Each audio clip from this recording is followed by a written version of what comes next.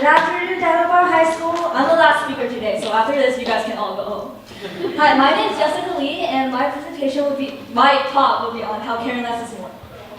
Have you ever wondered what would happen if one day you just disappeared from the earth? Will your friends cry? Will your parents mourn you for years and years and never walk out of the shock from losing you? What will happen to your room, your phone, perhaps that route you take to school every day?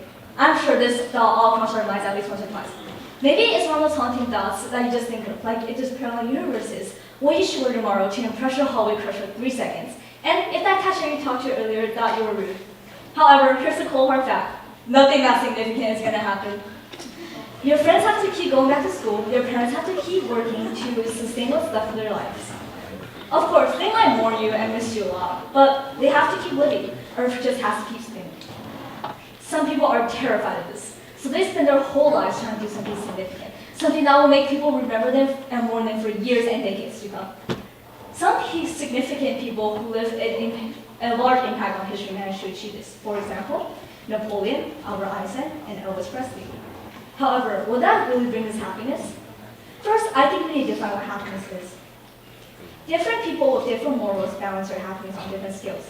Many high schoolers like us balance their happiness on their grades, social status, and wealthiness. Social media these days is always telling us why we need to care.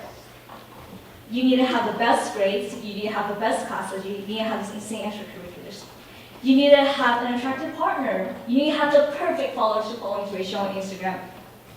And if you don't have these things, you'll start to doubt yourself. You'll think to yourself, if a random person on the internet has these things, why can't I have these things?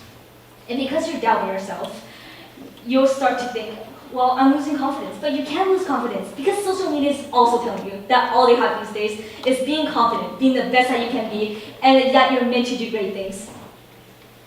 However, we are only all human. We literally cannot be good at everything at once. Studies show that excessive use of social media has increased loneliness, fear of missing out, and decreased subjective well-being and life satisfaction. Users at risk of social media addiction often report depressive symptoms and lower self-esteem.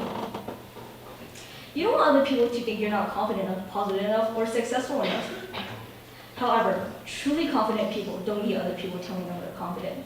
Truly rich people don't need to recount their money every single day to know that they're rich. Truly smart people don't need to check their grades every single day to know that they're smart, because they know that they ace that biology test you spent the whole night studying for, and they still somehow score better than you. This internal conflict is based on what you think others are going to think of you, and the fear of what hasn't even happened yet. You spend so long thinking and caring about what other people is going to say about you, think about you, that in the end, you don't get anything done. However, we are only all human. The perfect life you see on social media may seem perfect in hindsight, but they all have struggles and problems of their own too. You see, we literally can't be good at everything. Someone who spent their whole life locked in a lab doing experiments on lab rats probably doesn't have the best relationship with their family. We all have our struggles and problems. And to be honest, even if you think everyone's always watching and caring about you, they probably don't really care that much. Remember that cashier I mentioned at the beginning of the story? They go through hundreds of customers every single day, so why would they remember what specifically you said to them? They probably only get paid enough to actually socialize with their customers. There is always a balance in what we're actually good at.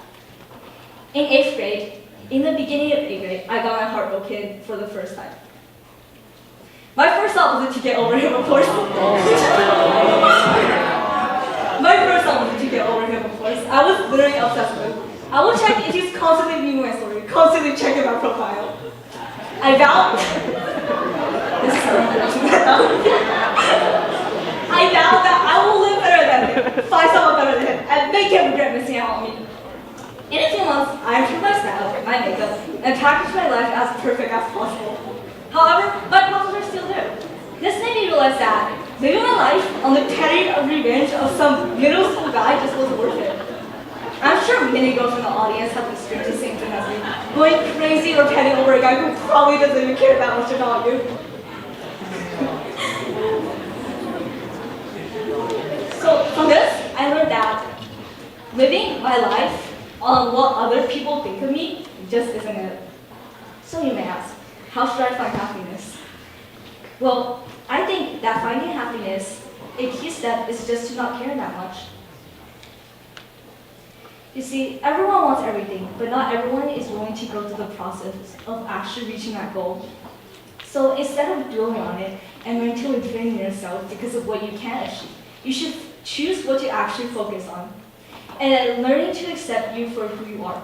Recently, I watched a movie called Elementals, and if you watch it, you'll know what I'm talking about. But if you haven't, you should probably cover your ears because of spoilers.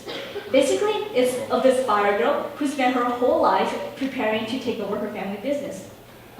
However, as she prepares to manage the store, she often reaches many troubles. She always let her anger take over and causes problems to the stores. In the end, she accepted the fact that maybe she just didn't want to take over the store in the first place, and she only wanted to do it because it was her parents' dreams. From this movie, I really learned that I should live my life for myself, not on the basis of other people.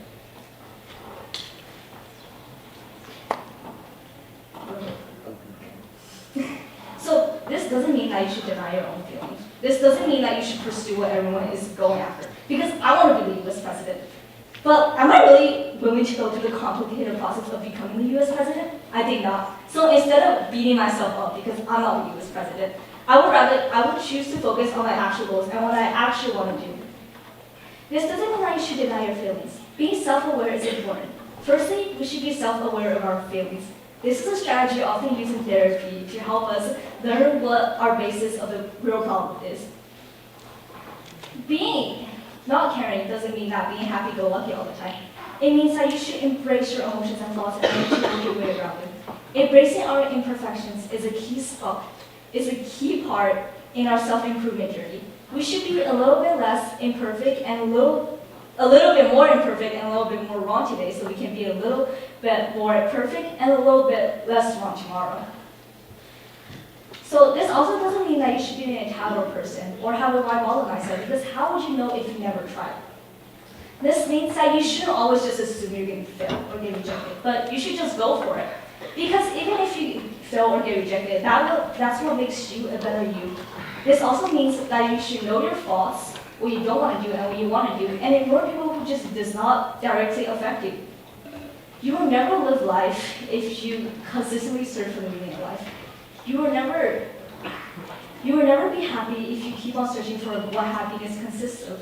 You will never know if you keep wondering. And that's why you should drop that toxic friend, and you should ask your teacher to curve your grade, and just go for it, because what's the worst thing that can happen? And that's why you should be real. Thank you guys.